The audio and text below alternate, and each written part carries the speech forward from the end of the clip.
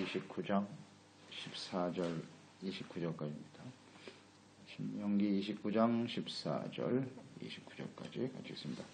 내가 이 언약과 맹세를 너희에게만 세우는 것이 아니라 오늘 우리 하나님 여호와 앞에서 우리와 함께 여기 서 있는 자와 오늘 우리와 함께 여기 있지 아니한 자에게까지이니 우리가 애굽 땅에서 살았던 곳과 너희가 여러 나라를 통과한 것을 너희가 알며 너희가 또 그들 중에 있는 가증한 것과 목석과 은금의 우상을 보았느니라.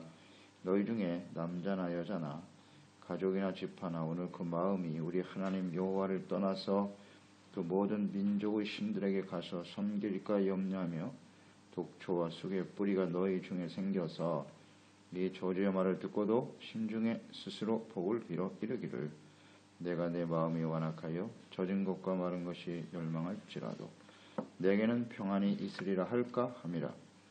여호와는 이런 자를 사하지 않으실 뿐 아니라 그 위에 여호와의 분노와 질투의 불을 부으시며 또 이 책에 기록된 모든 저주를 그에게 더하실 것이라. 여호와께서 그의 이름을 천하에서 지워 버리시되 여호와께서 곧 이스라엘 모든 지파 중에서 그를 구별하시고 이 율법지에 기록된 모든 언약의 저주대로 그에게 화를 더하시리라. 너희 뒤에 일어나는 너희의 자손과 멀리서 오는 객이 그 땅의 재앙과 여호와께서 그 땅에 유행시키는 질병을 보며 그 온 땅이 유황이 되며 소금이 되며 또 불에 타서 심지도 못하며 결실함도 없으며 거기에는 아무 풀도 나지 아니하며 옛적에 여호와께서 진노와 격분으로 멸하신 소돔과 고모라와 아드마와 스보임의 무너진 것 같음을 보고 물을 것이요 여러 나라 사람들도 묻기를 여호와께서 어찌하여 이 땅에 이같이 행하셨느냐 이같이 크고 맹렬하게 노하심은 무슨 뜻이냐 하면 그때 사람들이 대답하기를 그 무리가 자기 조상의 하나님 여호와께서 그들의 조상을 애굽에서 인도하여 내실 때에 더불어 세우신 언약을 버리고 가서 자기들이 알지도 못하고 여호와께서 그들에게 주지도 아니한 다른 신들을 따라가서 그들을 섬기고 절한 까닭이라. 이러므로 여호와께서 이 땅에 진노하사 이 책에 기록된 모든 저주대로 재앙을 내리시고 여호와께서 또 진노와 격분과 크게 통한하심으로 그들을 이 땅에서 뽑아내사 다른 나라에 던지심이 오늘과 같다 하리라. 감추어진 일은 우리 하나님 여호와께 속하였거니와 나타난 일은 영원히 우리와 우리의 자손에게 속하였나니 이는 우리에게 율법의 모든 말씀을 행하게 하심이니라. 아멘. 하나님을 만홀히 여기지 말라. 하나님의 언약은 영원한 언약이죠. 당시에 말씀을 들었던 이스라엘 백성들뿐만 아니라 이 말씀을 듣는 모든 세대의 이 사람들에게 이 말씀은 해당이 된다 라고 말씀하고 있네요. 하나님의 말씀과 언약을 듣지 못한 사람들은 이미 심판 가운데 있는 것이고요. 자, 율법의 말씀은 하나님께서 누구에게 주셨는고 구원받은 하나님의 백성들에게 또 그 이후에 이 하나님의 택하심과 부르심을 따라 구원받아 하나님을 섬기게 될 사람들,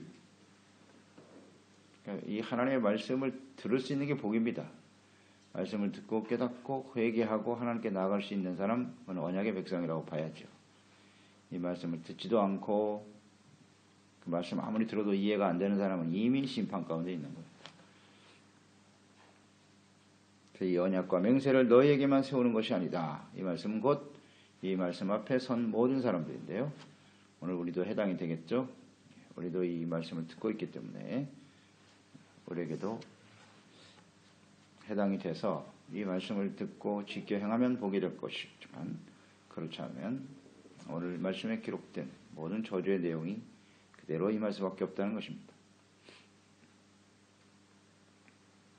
18절 19절에 보면 하나님의 염려가 나타나 있죠. 하나님이 이스라엘 백성들을 향한 구원받은 하나님의 백성들을 향한 하나님의 뜻이 잘 나타나 있는데요.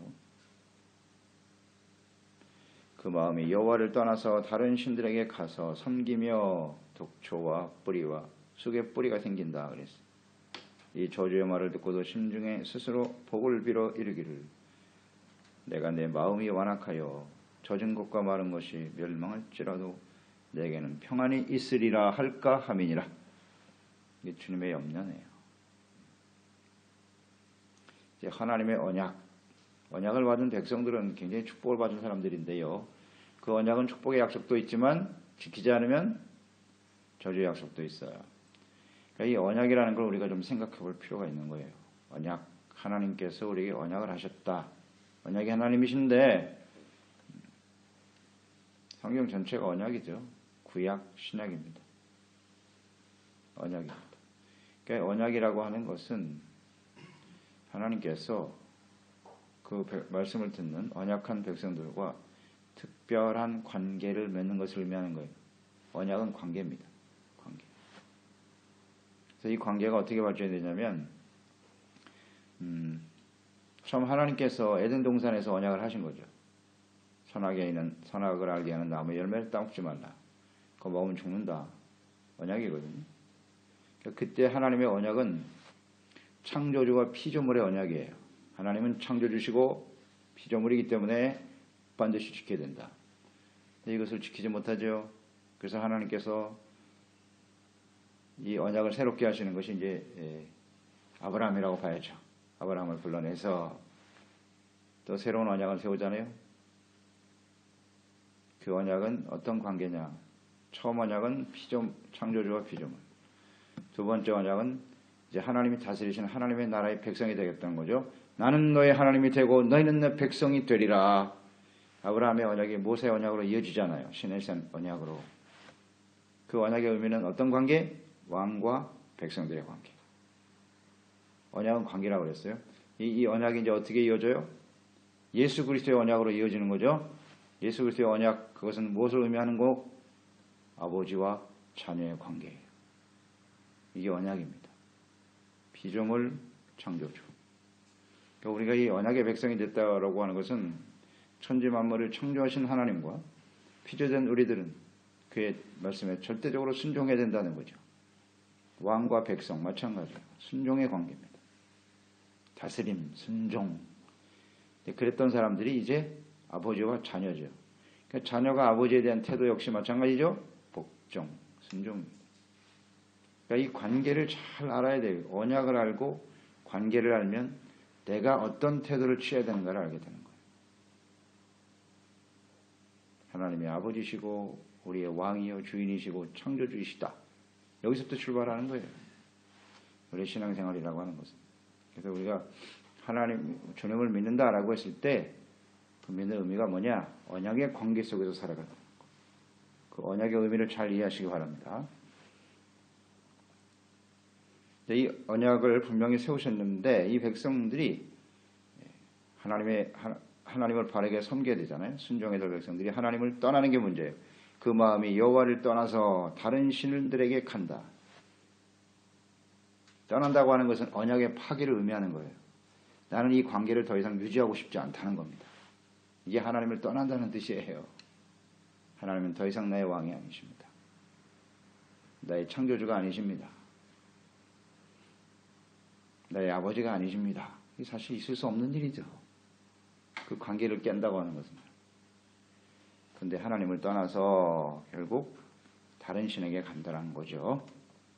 이게 문제가 되는 거예요. 그 백성들의 마음속에 독초와 쑥의 뿌리가 생겼다 그랬어요. 독초, 쑥의 뿌리. 이 독초나 쑥의 뿌리는 마음속에 있는 교만, 욕심 이런 것들이죠. 죄의 요소라고 봐야죠. 아담과 하와도 이것 때문에 걸렸고요. 나도 하나님처럼 될 수 있다는 거죠. 교만. 하나님과의 관계를 깨트리는. 독초와 쑥의 뿌리가 우리 가운데 있습니다. 생긴다고 그랬어요. 하나님께서. 그걸 끊임없이 뽑아내라고 하시는 거죠. 이 뿌리가 생겨서 독초와 쑥의 뿌리가 생기면 어떤 현상이 나타나느냐. 저주의 말을 듣고도 심중에 스스로 복을 빌어 이르기를 내가 내 마음이 완악하여 젖은 것과 마른 것이 멸망할지라도 내게는 평안이 있으리라. 이런 생각을 하게 된다는 거죠. 그러니까 이 저주 말을 듣고도 이 저주는 나에게 임하지 않을 것이라고 생각하는 거죠.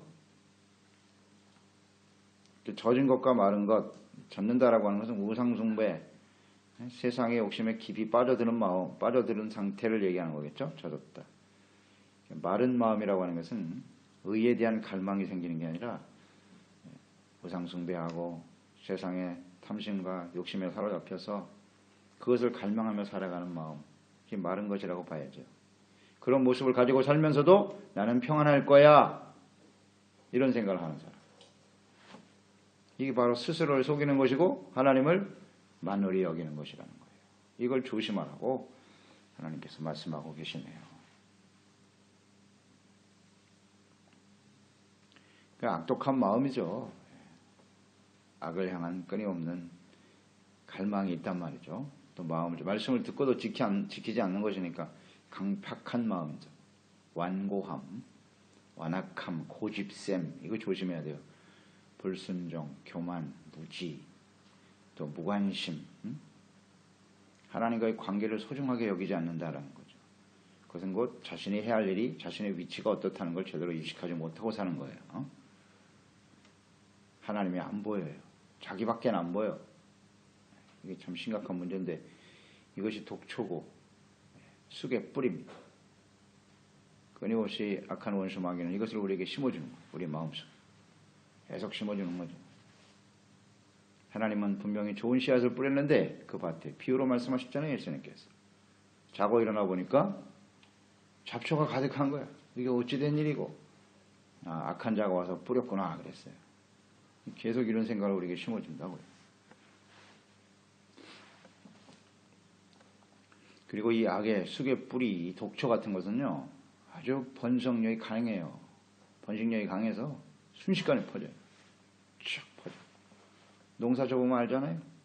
알곡을 심었는데 어디서 그렇게 그냥 솟아나는지 잡초들이 말입니다. 강해요. 번식력이 강하고, 그리고 너무나 쉽게 공동체를 파괴시킨다. 밭을 엉망을 만들어버려요. 공동체의 엉망을 만들고 개인의 마음속에 심겨져서 개인뿐만 아니라 모든 사람들을 이렇게 하나님 앞에 스스로 속이는 자가 되게 만든단 말이에요.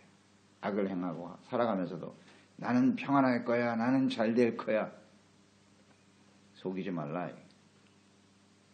주님이 아주 이걸 분명히 말씀하셨네요. 20절, 23절이죠. 이러한 자들에게 어떻게 하신다고요? 하나님의 보응이 나타나 있죠. 이러한 자는 누굽니까? 스스로 속이는 자죠. 하나님과의 관계를 깨뜨리고 제 멋대로 행동하며 살아가는 사람들이죠. 우상을 향해 달려가고 하나님을 갈망하는 게 아니라 세상의 욕심을 갈망하고 말이죠. 다른 신을 향해 달려가는 사람들, 그러면서도 복과 평안을 구하려고 하는 사람들이죠. 이런 사람들은 절대 하나님이 사하지 않을 것이라 하셨어요. 내가 용서하지 않을 거야. 그러니까 알면서도 안 지키는 거예요. 이 사람들은요. 하나님의 백성들이 정말 이래서 무서운 거예요. 더 하나님 백성들이요. 하나님의 재앙, 그래서 재앙이 더 무서워요. 백성들에게 임하는 재앙이. 알고도 안 지키거든요. 그들에게 분노하신다 그랬고요. 질투의 불을 그 위에 부으시겠다. 또 책에 기록된 모든 저주와 화를 당하게 된다. 하나님의 의지니까요. 그대로 될 것이고, 이것이 또 이스라엘 역사에 그대로 재현됐고요. 이루어졌지 않습니까? 그러니까 오늘날 우리에게도 주시는 말씀이라고 하셨으니까 구원받은 하나님의 자녀 백성들이 설마 하며 살아가서는 절대 안 돼요. 그래도 내가 구원받았는데 하나님의 백성인데 설마가 아닙니다. 말씀을 지키지 않으면 이것이 현실이 되는 거예요. 분명히 말씀하셨고, 22절 29절의 내용도 그렇죠. 여호와 진노가 택하신 언약의 백성들에게 임하는 모습을 다른 사람들이 보게 되었을 때 사람들이 물을 거 아니에요. 저들이 하나님의 백성인데 어째 저렇게 멸망하게 되었는고, 하나님을 믿는 사람들이 어쩌다 저렇게 되었나. 사람들이 관심을 갖고 질문할 때 대답을 그렇게 하시겠다는 거죠. 그 무리가 자기의 조상의 하나님 여호와께서 그들의 조상을 애굽에서 인도해내실 때 더불어 세우신 언약을 버리고, 구원이는 언약을 버렸다는 거죠. 구원의 하나님의 언약을 버리고 관계를 깨뜨렸다는 거예요. 가서 자기들이 알지도 못하고 여호와께서 그들에게 주시지 아니한 다른 신을 따라서 그들을 섬기고 절한 까닭이라. 자기들이 알지도 못하는 신, 알지도 못하지요. 하나님도 모르는 사람들이 그 신들을 알 리가 있나? 알지도 못하면서 비는 거니까 이 무지가 이게 대단히 심각한 죄악의 요소라는 걸 잊지 말아야 돼요. 무지. 하나님, 이 무지 알지도 못하는 신을 섬기거든요. 그러니까 우리가 하나님을 섬긴다고 하면서도 하나님을 잘 모르면 그게 우상숭배가 되는 거예요. 조심해야 합니다. 알고 믿어야 돼요. 하나님이 어떤 분이신지 그 뜻이 어떠한지는 알고 믿어야지. 그냥 무지한 상태에서 빌기만 하면 그건 우상이에요. 다르지 않아요. 이 하나님이 어떤 분인지 알아야 되잖아요. 복의 근원인 건 틀림없죠. 창조주 하나님이시고 전능하신 하나님이시고 사랑과 긍휼이 풍성하신 하나님이시지만 이런 공의가 있다는 사실을 알아야죠. 모르면 안 됩니다. 그 결과가 이렇게 되었다는 거죠. 원인은 하나님을 버린 것이고 언약을 깨트린 거요. 즉 하나님의 백성답게 살지 않았다는 거예요.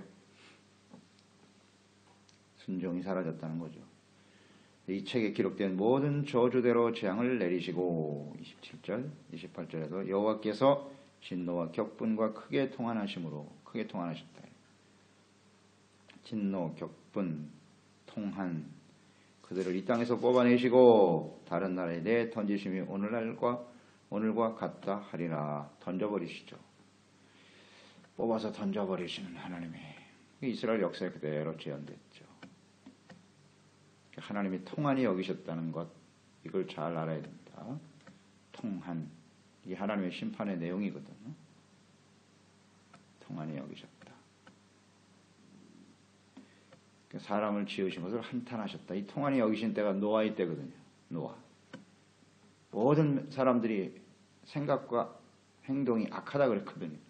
이 백성을 지은, 이 사람을 만든 걸 통한하셨다니까. 그러니까 그 심판을 보세요. 얼마나 무서운가. 싹 다 수정시켜요. 이렇게 무서워요, 하나님이. 근데 그걸 보시고, 너무 안 됐어. 다시는 내가 이런 재앙은 내리지 않을 거야. 라고 약속을 하셨죠. 그 이후에 기대하셨으나 역시 또 그 길을 가는 백성들, 하나님이 그런 엄청난 재앙을 다시는 내리지 않으시지만 이 언약을 어기는 백성들은 이렇게 뽑아서 던져버려요. 필요 없다. 가나안 땅 보세요. 가나안의 그 족속들 하나님이 다 멸절시키는 모습을 보세요. 가나안 땅, 그 함의 자손들 아닙니까? 가나안 족속. 하나님 어떻게 멸하시는가? 우상 숭배자들에 대해서. 애굽 땅 역시 마찬가지예요. 하나님을 멸시하고 무시하는 자들에 대한 하나님의 재앙은 무섭습니다. 결국 이스라엘도 그런 처지에 들어가고 말았죠. 여전히 뽑혔어요.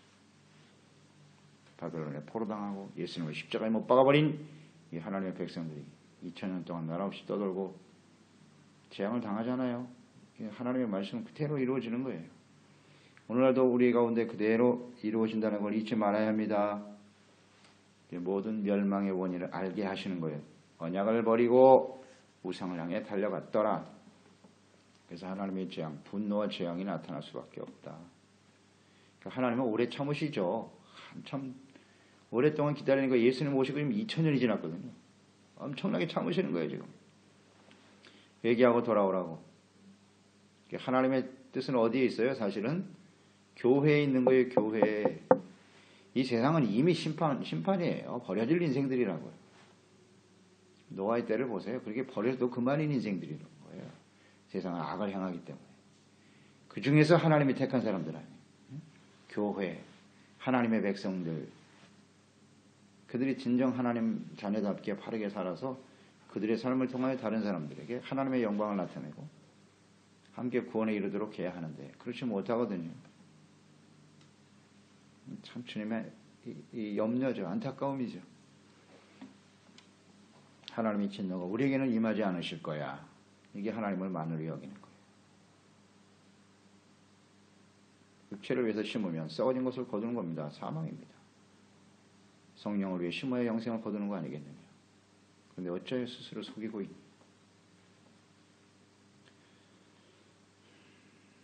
이걸 모든 사람이 알게 하시겠다는 겁니다. 그래서 마지막 29절에 보면 이는 우리에게 왜 이렇게 하시느냐 하나님께서 우리에게 이 율법의 모든 말씀을 행하게 하심이니라. 그러니까 이 말씀을 지키지 않으면 이런 저주와 재앙이 임할 것이니까 하나님의 말씀을 잘 지켜라. 그러니까 주님께서 재앙을 원하시는 분이 아니잖아요. 원래 하나님 기뻐하지 않으시는 일이에요. 그러나 공의의 하나님이시기 때문에 주님의 이 율법의 말씀들을 지키지 않으면 그렇게 된다. 그러니까 그 의미를 잘 인식하고 깨달아야 돼요. 그래서 이제 하나님께서 율법의 저주 가운데 멸망당할 수밖에 없는 사람들을 위하여 마지막 구원을 이루시기 위해서 예수님이 오신 거죠. 그러니까 이 재앙이 무섭지 않습니까? 이 저주의 약속들이 실현되어지는 이스라엘 백성들은 충분히 역사에서 경험하게 되었는데요. 그 예수님이 오셔서 그 율법을 다 짊어지신 거예요. 그 처참하게 고난을 당하시는 겁니다. 그곳에서 우리는 하나님의 공의가 얼마나 무서운가 영을 깨달아야 돼요. 주님의 사랑도 느끼지만 깨달아야 되겠지만 하나님이 우리를 이렇게 사랑하시는구나. 너무 사랑 쪽으로만 흘러가면 안 돼요. 죄가 무섭다는 거예요. 하나님의 공의가 무섭다는 걸 알아야지. 두려워할 거 아니에요. 죄를 두려워하고. 그렇게까지 하나님께서 죄를 미워하시는구나. 이런 쪽엔 좀 많이 묵상을 못하는 것 같아요. 우리가. 그래서 이제 고난주간을 우리가 지나게 될 텐데 물론 사랑은 더 이상 우리가 묵상 안 해도 충분히 알 수 있는 부분 아니에요. 얼마나 우리를 사랑하셨는가. 이 공의에 대한 두려움을 좀 깊이 느끼는 시간이 되었으면 좋겠어요. 신명기 28장에도 하나님의 축복의 약속은 짧아요. 간단하고 짧아요. 그러나 저주의 약속은 엄청 길거든요. 구체적이요. 장황하게 설명하고 계세요. 재앙을 원하지 않으시기 때문에. 그 하나님의 마음을 좀 깊이 우리가 묵상할 수 있었으면 좋겠어요. 자, 오늘 우리 그리스도인들도 예수님의 그 피의 언약, 십자가의 그 피의 언약을 통해서 구원을 받았단 말이죠. 이제 하나님과의 이제 언약의 관계가 이 언약은 하나님 아버지와 자녀라의 관계로 이제 바뀐 거란 말이죠. 우리가 자녀이기 때문에 또 자녀와 아버지와 관계이기도 하지만 구약의 언약에 있었던 왕과 백성의 관계 역시 유효한 것이죠. 계속되는 겁니다. 그 언약이 바뀌었다는 게 아니에요. 또 하나님이 추가시켜 주신 거지. 설마 자녀를 죽이시겠는가? 이게 아마 좀 우리의 아니란 생각의 중심이 아닌가 생각해요. 부모가 자식을 어떻게 버리나. 그렇지 않습니까? 우린 그런 좀 아니란 생각을 하지 않아요? 그래도 하나님 우리 아버지인데 자식을 버릴 수 있을까? 어떻게 생각하십니까? 십자가를 보세요. 십자가를 보시라고요. 예수님은 하나님의 아들이십니다. 사람의 몸을 갖고 오셨어요. 죄가 없으시죠? 그러나 죄를 짊어지셨습니다. 인류의 모든 죄를 짊어지신 하나님의 아들이 어떻게 죽었나를 보란 말이에요. 처참하게 죽으시잖아요. 그러니까 예수님이 소리치시는 거 아니에요. 엘리 엘리 라바 사박다니 하나님이여 하나님이여 어찌하여 나를 버리시나이까. 내가 그래도 하나님의 아들인데 고개를 돌리시잖아요. 이것이 하나님의 공의입니다. 공의예요. 회개하고 돌이키지 못하면 고개를 돌릴 수밖에 없어요. 이게 하나님의 속성이라는 거 잊지 말고 제발 좀 우리 하나님을 시험하는 일 없었으면 좋겠어요. 내가 하나님의 자녀인데 내가 이렇게 살아도 나를 하나님 얻지 못하실걸? 자, 그런 자식을 둔 부모의 심정을 한번 생각해 보세요. 우리 부모니까 우리가 사사건건 부모에게 대들고 말이죠. 부모를 거역하는 건 죽이라고 돼 있어요. 율법에는. 그걸 잘 보세요. 그 의미가 뭔지. 아무리 자식이라도 부모를 멸시하고 경홀히 여기고 대적하는 자식은 공개적으로 돌로 쳐서 죽이라고 그랬어요. 그게 하나님의 뜻이 들어있단 말이에요. 거기. 그건 더 이상 자식이 아니라는 거예요. 이런 인간적인 생각을 해서는 안 돼요. 우리는요. 하나님이 그럼 그렇게 정이 없으신가? 매몰찬 분, 사랑이 없으신 분인가? 무슨 소리야. 그렇게 되지 말라는 거잖아요. 그런 악의 뿌리가 우리 가운데 있다는 거죠. 그걸 근본적으로 뽑아내야 합니다. 뽑아내야 돼요. 그래서 오늘 이 말씀이 하나님을 만물히 여기지 말라는 거예요. 하나님 내 아버지시니까 나는 아무렇게나 악을 행하도 괜찮겠지. 평안하겠지. 복을 받을 거야. 속이지 말라요. 주님께서는 분명히 주님의 말씀대로 순종하지 않으면 여전히 하나님이 나의 왕이 아니라 자기가 주인 노릇하고 자기가 왕이면 안 돼요. 하나님과 재물 절대로 너희가 두 주인을 섬길 수 없다 그랬어요. 이건 하나님의 뜻이에요. 근데 하나님보다 재물을 자기 자신을 더 사랑하고 좋아하고 이 주님 오시는 날 반드시 심판 가운데 떨어집니다. 우리가 뭐 개인적으로 생을 마감하고 주님 앞에 서게 되겠죠. 슬피 울며 이를 갈미 있으리라. 주님이 이런 표현을 여러 번 하셨죠. 깜짝 놀라는 거죠. 그래도 내가 하나님 믿었는데 내가 주의 이름으로 천지자 노릇하고 병든 사람도 고치고 하나님 어떻게 섬겼는데 주님이 난 널 몰라. 그 한마디로 끝. 이런 일들이 우리에게 벌어질 거예요. 벌어질 겁니다. 이게 현실이에요. 하나님의 약속이니까. 그래서 우리 자신을 하나님 앞에 잘 살피는 것이 대단히 중요합니다. 하나님의 말씀을 잘 듣고 지켜 행하는 종들이 되어야지요. 뭐 어렵나. 듣고 지켜 행하라는데. 중심은 우리 마음속에 하여튼 이 관계란 말이죠. 오늘 언약이니까 언약, 관계 우리는 복종하고 순종해야 한다. 이런 태도. 이것만 잘 유지해 가면 돼요. 언제든지 잊지 말고. 내가 주인이 아니에요. 내 멋대로 하는 인생이 아니라고 절대 하나님 말씀하시는 알겠습니다. 순종하고 말씀 들으면 나의 잘못된 생각 그 자리에서 없애야지. 회개하고 지워버리고 주님의 말씀이 맞습니다. 순종. 따라가면 되죠. 내용이 어려운 것도 아니에요. 계명, 십계명으로 요약됐고 예수님이 우리에게 새로운 계명을 주셨잖아요. 내가 너희를 사랑하고 같이 너희도 서로 사랑하라. 이거만 잘 지켜가면 돼요. 그 사랑의 마음이 우리 가운데 늘 충만할 수 있도록. 그런데 이 마지막 때 말세의 심판 가운데 처한 사람들은 그 마음속에 사랑이 없다는 거죠. 이게 문제예요. 디모데후서 3장을 보고 마치겠습니다. 디모데후서 3장을 펴보세요. 이건 정말 중요한 말씀이에요. 예수님께서 이 땅에 다시 오실 텐데 마지막 때에 하나님의 재앙, 심판이 오늘 나와 있으니까요. 왜 하나님의 백성들이는 재앙 가운데 떨어질 수밖에 없는지. 이것을 우리는 어떻게 이겨가야 될 것인가. 3장 보세요. 디모데후서 3장 1절 너는 이것을 알아라. 말세에 고통하는 때가 이를 것이다. 말세에 대해서 나오죠. 사람들이 자기를 사랑하고 돈을 사랑하고 자랑하며 교만하고 비방하고 부모를 거역하고 다 이 사형에 해당하는 죄입니다. 감사치 아니하고 거룩하지 아니하고 무정하고 원통함을 풀지 아니하며 모함하고 절제하지 못하며 싸나우며 선한 것을 좋아하지 아니하고 배신하고 조급하고 자만하고 쾌락을 사랑하기를 하나님 사랑하는 것보다 더하며 경건의 모양은 있는데 경건과 경건의 능력은 부인하는 이 같은 자들에게서 내가 돌아서라. 돌아서지 않으면 재앙이 많은 거예요. 아주 분명하잖아요. 여기 나와 있죠.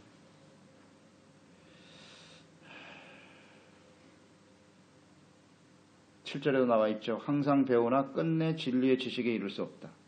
이 거짓 선지자들에 대한 이야기, 거짓 신앙을 가진 사람들의 모습이죠.